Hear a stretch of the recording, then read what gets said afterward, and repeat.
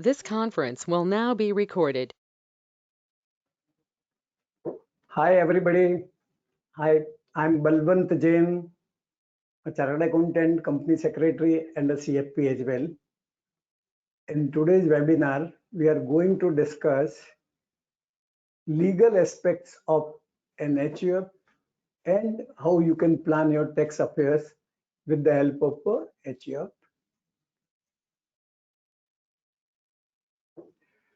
So let us understand what is an HUF.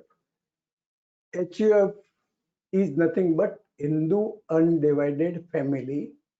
So in order to have an HUF, or for that matter to have a family, there have to be minimum 2 persons to constitute a family. So likewise for HUF, you need to have minimum 2 members. HUF is prevalent in India, but anybody and everybody cannot have an HUF.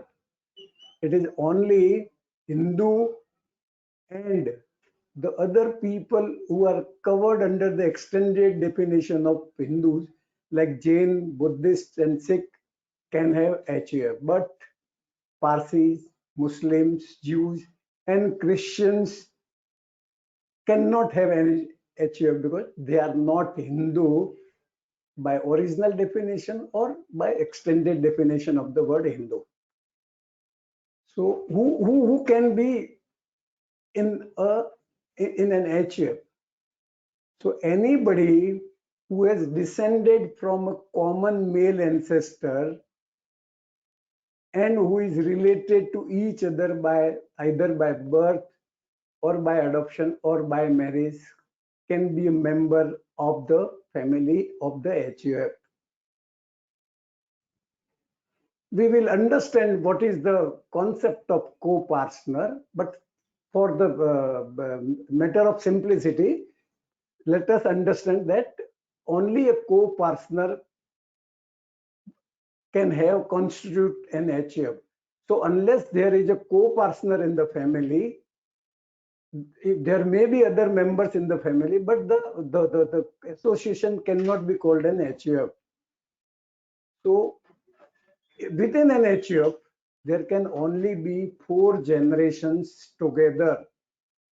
So for the purpose of simplicity, let us understand that for constituting an HUF, son, grandson, great grandson, and the person himself. So 4 generations together can constitute an HUF, and not more than 4 generations can be within one HUF.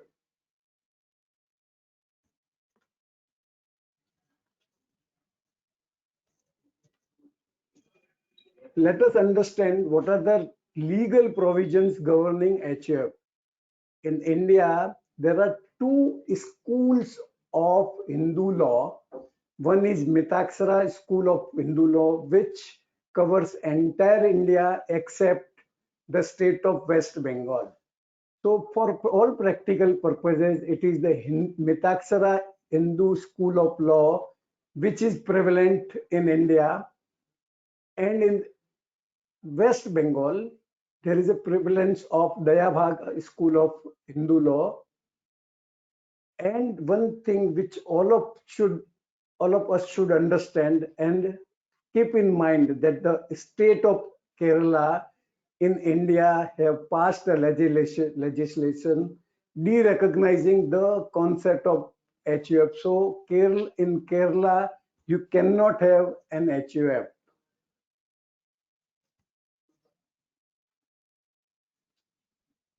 So let us understand how an HUF comes into existence. People talk or people say that we have to create an HUF. HUF is not created by an act of a person. The HUF comes into existence by operation of law. So as soon as a person gets married, an HUF comes into an existence. the male person who gets married is a co-partner, and by act of marriage, he creates a family and thereby creates an HUF. And as I said earlier, only the people who are covered under the definition of Hindu can have an HUF.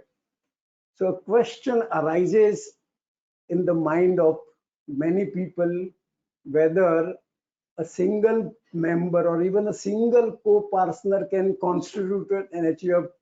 The answer is simply no. This has been decided by Supreme Court in the decision of Krishna Prasad versus CIT, where on partition of the HUF property, one person who was bachelor received some share in the HUF property, and he wanted his HUF to be his property to be taxed in the status of an HUF, and Supreme Court held that a single person cannot constitute a family, and by that logical conclusion, he cannot constitute an HUF.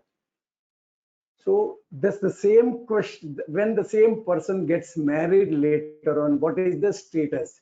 The question has been answered by Supreme Court again in Govali Buddhanna versus CIT case, where the court has held that since he owns an ancestral property, the HUF comes into existence as soon as he gets married. So the property which he possessed, which he owned after partition of the ancestral HUF until he gets married, though retains the character of HUF property, but was still taxed in his hand as individual till he got married.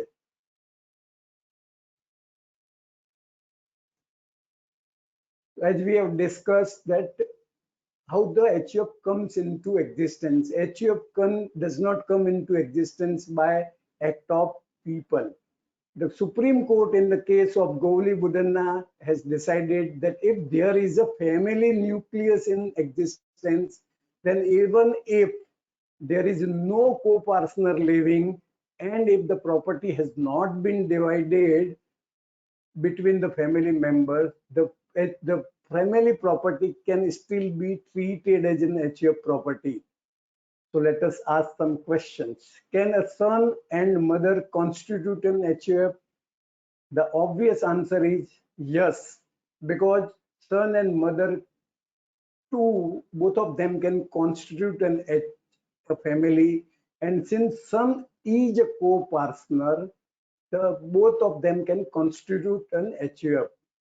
Let us answer second question. Can a daughter-in-law and a father-in-law constitute an HUF? Daughter-in-law is not treated as a co-partner because she has not taken birth in the family. She comes into the family by virtue of her marriage.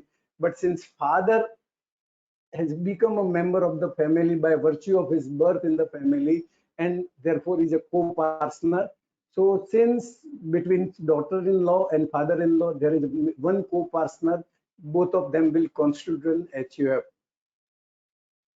Can a person become karta of more than one HUF at a time?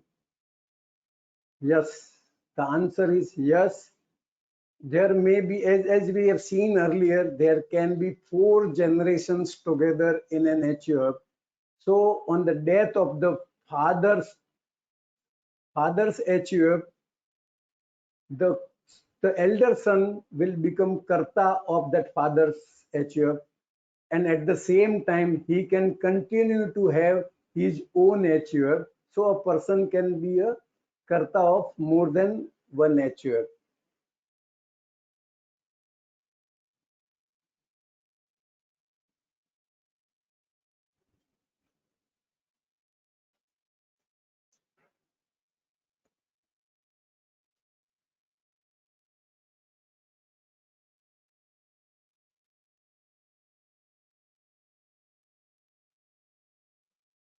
Now let us try to understand different terms which I have used till now in our discussion.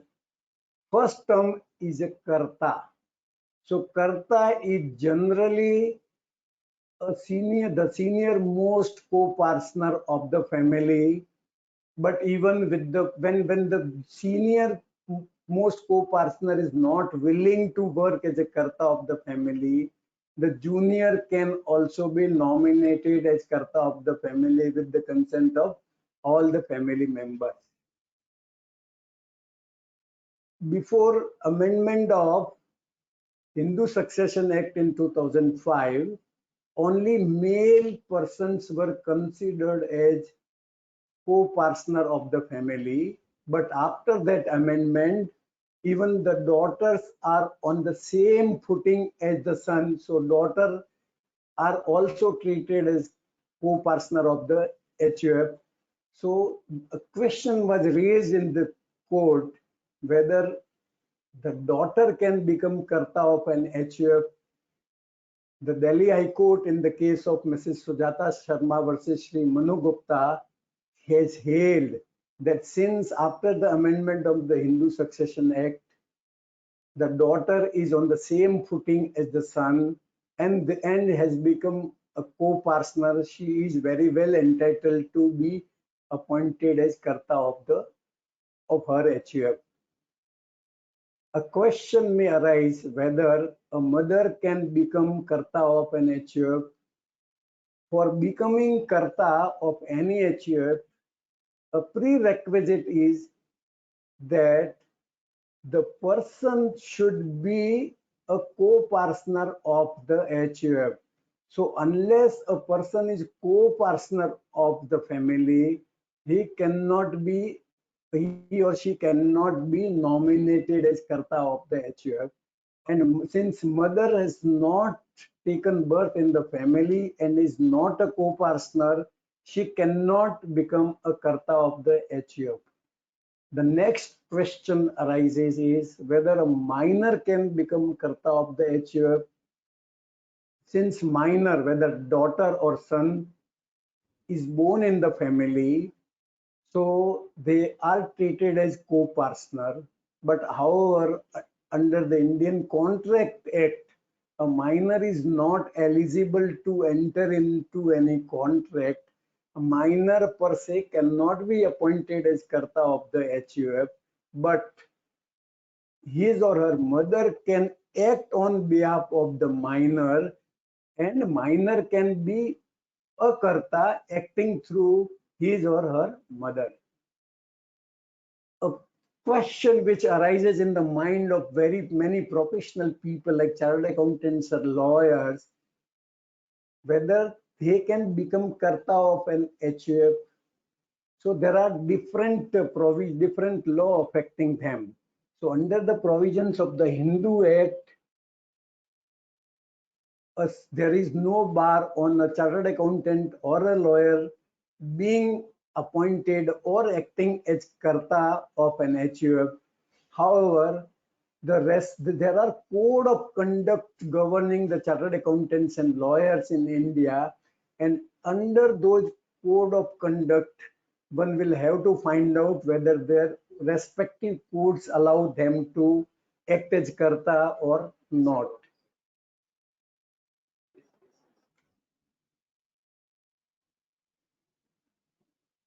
Let us take what are the rights of a co-partner and members. Before we proceed to discuss about the rights of co-partner and members, let us again discuss what are the co-partners, who are the co-partners and who are the members. So anybody who comes in the family by virtue of birth, adoption or marriage is a member. But all members are not co-partners, but the reverse is true. All co-partners are members. So all the sons and daughters and grandsons and great grandsons are treated as co-partners. But the wife, the mother, the daughter-in-law, since they come in the family through marriage, they are member only and they are not co-partners. So the rights of co-partners are wider than the members. Let us discuss what are the rights of co-partners and members. So the co-partner has a right to ask for partition of the HUF property.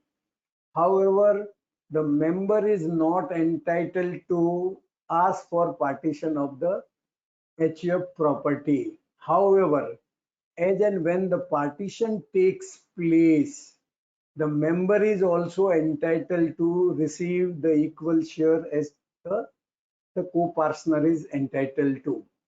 However, during the continuance of the HUF, the members are entitled to be maintained out of the HUF income and HUF property. So a question can arise whether mother can ask for a partition.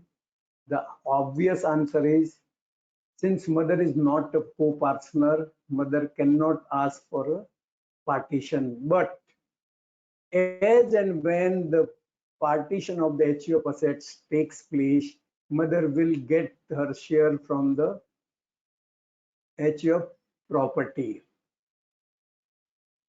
Can a father expel his son from his HUF, or can he disentitle his son from property of the HUF? The answer is no. Since the assets are not father's self-acquired assets and are the assets of the HUF, the father cannot disentitle the son from HUF property and cannot expel him from the HUF. So son is, in case of dispute, the son can ask for partition of the HUF property and the father is obliged to give him his share. Likewise, can a daughter ask for partition? After the amendment of the Hindu Succession Act in 2005, since the daughter is a co-partner, daughter is also entitled to ask for the partition.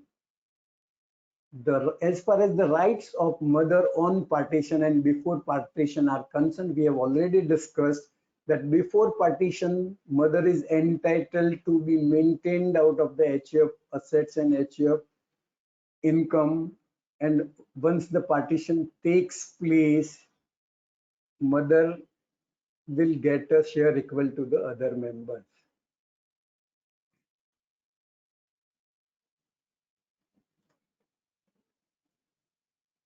Let us see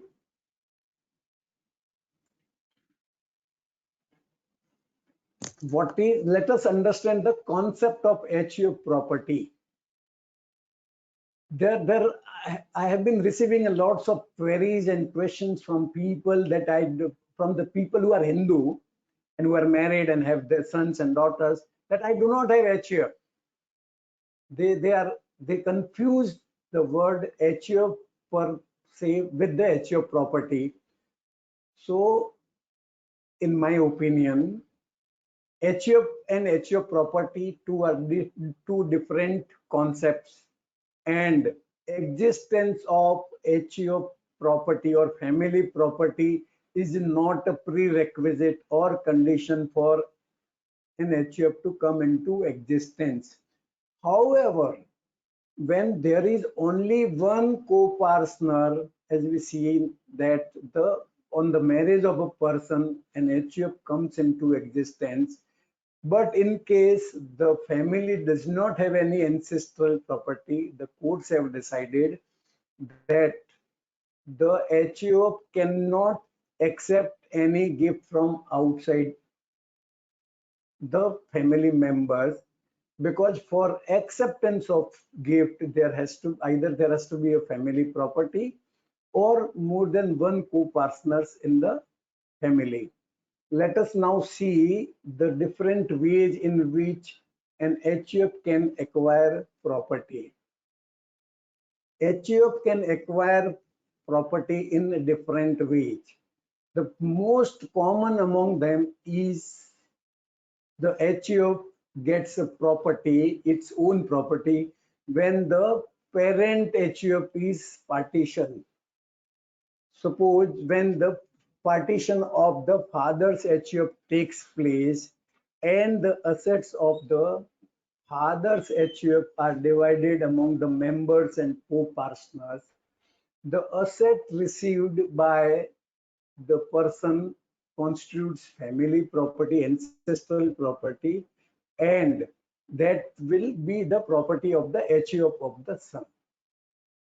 One can bequeath his asset to either his own HUF or HUF of son or to anybody else through will. So an HUF can acquire HUF a property through will. HUF can also acquire or accumulate property through the joint efforts of the members, like by carrying on a business in the HUF's name. The members of the family can also put in their own assets into the common hodgepodge of the family, HUF family, but then there are clubbing implications which we will see later on.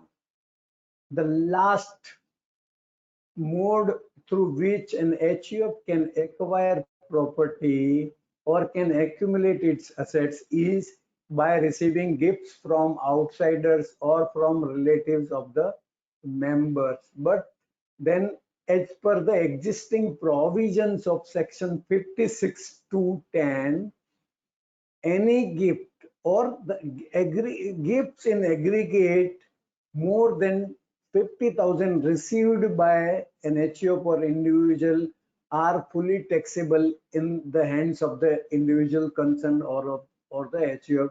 So in case the gifts in aggregate received by the HUF are more than 50,000 in a year, then the whole of the amount is treated as income of the HUF. Now let us understand the concept of blending of individual property with the property of the HUF. So any person who is member of the HUF can blend his own property with the color of the HUF, meaning thereby then he can throw his self-acquired property in the common hodgepodge of the HUF. So that is called blending of individual property with the HUF property. So does it require consent of other co-partners? No. The person who wishes to throw his own self-acquired property in the common hodgepodge does not require consent of other co-partners. Next question which arises, can the blending once done be revoked later on? The answer is no. Once you have thrown your self-acquired property into the common hodgepodge of the HUF, you cannot undo that or revoke it later on. Can a daughter do it? Earlier, before the amendment, daughter was not treated as a co-partner. So only co-partner can do the act of blending. But now, since the daughters are also treated on par with the sons and are co-partner, they can also blend their self-acquired property. Can wife or mother do it? As discussed earlier, wife and mother are not co-partner of the HUF, and so they cannot do the act of blending of their own property with the property of the HUF. As I mentioned earlier, that the blending has impact of clubbing provisions under the income tax law. So even if you throw your self-acquired property in the common hodgepodge of the HUF, the income tax law treats that the asset still belongs to you, and any asset which is thrown into the common hodgepodge of the HUF any income arising from that asset will continue to be taxed in the hands of the person who blends it. In case the asset is transferred or asset is partitioned on the partition of the HUF, which was thrown in the common hodgepodge, then on the share which arises to his wife will still be clubbed with the income of the person who has thrown it into the common hodgepodge, and the clubbing provisions in respect of income arising to the other members on such partition will no longer apply. The self-acquired property of a person is treated separately from the HUF property, and it is his own property, and on his death, his legal heirs, as per the Hindu Succession Act, are entitled to get the property. So every person who takes birth in the Hindu family gets right in the property, HUF property, and Section 6 of the Hindu Succession Act 1956, as amended in 2005, governs the provisions of property and the succession of the property. So as per the amended Section 6 of the Hindu Succession Act, a person is not allowed to gift away his share in the HUF property, but he is allowed, or he can bequeath his share in the HUF property through will. And in case the will is not prepared and the succession takes place intestate. The word intestate means when there is no will and the succession to the property takes place as per the succession law of the country, that is called to be an intestate succession. So in case someone has bequeathed his property through will, then the property will pass on as wished by the person in his will. But in case no will is prepared and intestate succession takes place, then the property will be inherited by people in their individual capacity under the list, as per the list in the Hindu Succession Act. So daughters are also same footing as son, as I mentioned. So daughter can also give away their proper share in the property by either by will or by it can pass on through intestate succession. After the marriage of the daughter is having the sweet and eating and having it, meaning thereby the daughter continues to be a co-partner of her parents' family and is entitled to claim partition and receive share, as well as when a partition takes place in the family of her husband, she will get her share there as well. So let us discuss, we have already discussed whether a person can bequeath his share in the property, HUF property, under the Mitakshara School of Law, and as amended by Hindu Succession Act, a person can will away his share in the HUF property to any person to whom he wishes, and it is not necessary that the person named in the will should be the family member or relative. So even a relative can be named as a beneficiary of the HUF property, but as long as you are alive, you are not entitled to gift away your share in the HUF property. And what happens to the HUF, your share in the HUF property in case of intestate succession, we have already covered.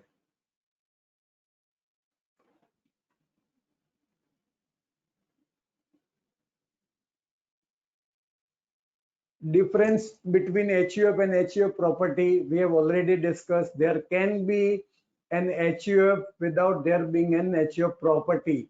But reverse is not true, except in the case when on partition the person receives his share in the HUF property and which he holds it on behalf of the HUF, which may come into existence after his marriage.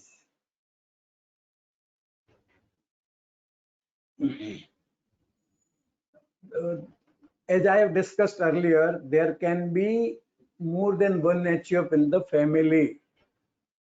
A person can be a member of father's HUF as well as his own HUF. So there can be more than one HUF in the single family. Like I discussed that a person can be karta of two family, a person can be member of more than one family. So in the given example where the person is a karta of his father's HUF as well as his own HUF, he continues to be member as well of his father's HUF and his own HUF. A person can be likewise a person can be a co-partner in more than one HUF also. And as we have seen in this instance case where the person is karta of two family, and since he is a karta, he has to be a co-partner. So a person can be a co-partner in more than one family. Let us discuss females, how the HUF laws govern females. So the daughter and son are on the same footing. Let me reiterate it again and again. So all the daughters become a partner, co-partner on their birth in the family, and they have equal right as far as HUF property is concerned. They can ask for the partition, they can bequeath their HUF property, and the person who come in the family from outside, they may come in the family either by marriage or by adoption. So the people who come in the family by adoption are treated as if they have taken birth in the family, and they are treated as co-partner. But other female members who marry the male members of the family and come to stay in the family are become member of the family, and they do not acquire the characteristics of a co-partner.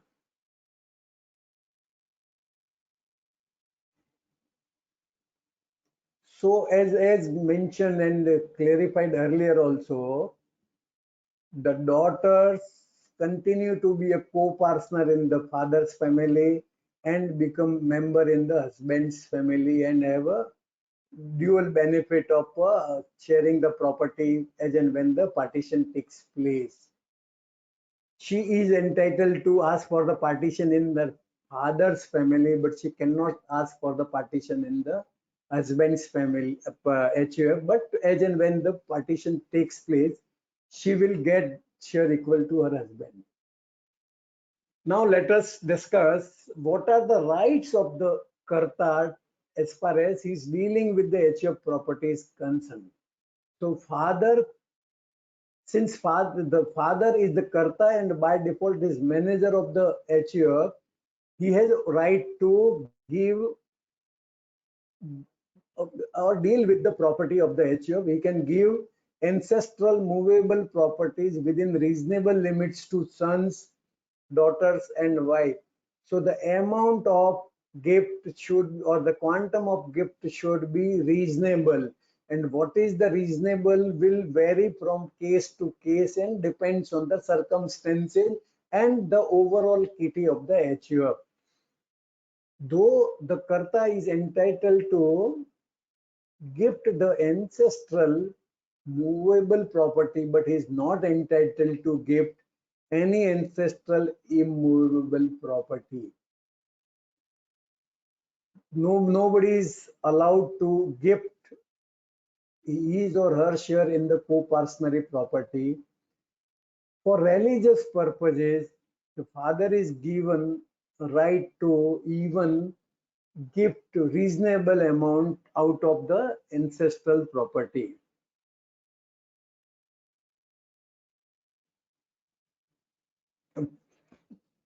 Since earlier decisions have decided that the father is entitled to gift to their daughters at the time of marriage, but after amendment of the law, since the daughter is also co-partner and entitled to her share or ask for the partition, I doubt whether the law still holds water that the father is allowed to give away property at the time of her marriage.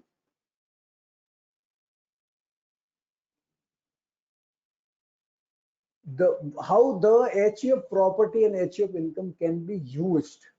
The Karta is a manager, Karta is the manager, and is like any manager, is in a fiduciary position and has to deal with the property in good utmost faith and with care. However, he can use the corpus of the HUF as well as the income of the HUF for the education and marriage of the member, as well as for day-to-day maintenance of the HUF. With this, we come to an end to the legal aspects of the HUF. In the next webinar, we will discuss what are the tax provisions, income tax provisions dealing with the HUF and how one can use the HUF entity for the purpose of tax planning. See you then.